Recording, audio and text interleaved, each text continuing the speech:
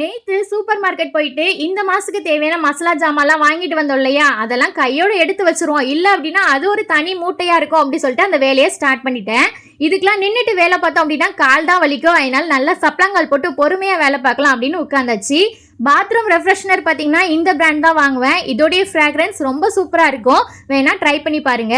கிச்சனில் நம்ம counter top அப்புறம் ஸ்டவ்லாம் க்ளீன் பண்ணுறதுக்கு இந்த மாதிரி வைப்ஸ் யூஸ் பண்ணுவேன். நம்ம கிளாத் யூஸ் பண்ணுறதை விட இந்த மாதிரி வைப்ஸ் யூஸ் பண்ணும்போது ஈஸியாக க்ளீன் ஆகும். ஒரு வைப்ஸே 15 டேஸ் கிட்ட வரும். அப்புறம் வாரத்தில் 4 நாள் பயிறு வகைகளை வச்சு சாப்பிட்றது உண்டு.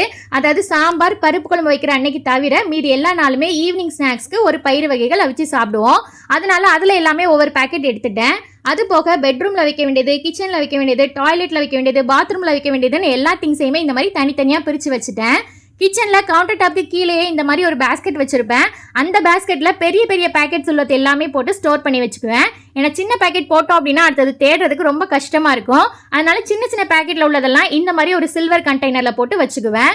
இது போக சாம்பார், உளுந்தம்பருப்பு, புளி இது எல்லாமே அதே பாக்ஸ்லேயே பேக்கெட்டோடய போட்டுருவேன். ஏன்னா போன மாதம் வாங்கினதே கொஞ்சம் மீதி இருக்கும். அதை காலி பண்ணிவிட்டு அப்புறம் இந்த பேக்கெட்டில் உள்ளதை கட் பண்ணி போட்டுக்கலாம் அப்படின்னு தான் இந்த கண்டெய்னரில் நட்ஸ் ஐட்டம்ஸ் எல்லாமே போட்டு வச்சுக்குவேன். கவுண்டர் டாப் கீழே தான் எல்லாமே அரேஞ்ச் பண்ணியிருக்கிறனால உட்காந்துட்டே வேலை பார்த்தோம் அப்படின்னா ஈஸியாக முடிஞ்சிடும். இது போக ஸ்நாக்ஸ் ஒரு கூடையில் போடுறது, பிஸ்கட் பேக்கெட்டை ஒரு டப்பாவில் போட்டுன்னு எல்லாமே ஸ்டோர் பண்ணியாச்சு. ஃபைனலாக டஸ்ட் எல்லாம் க்ளீன் பண்ணி வேலையை முடிச்சாச்சு.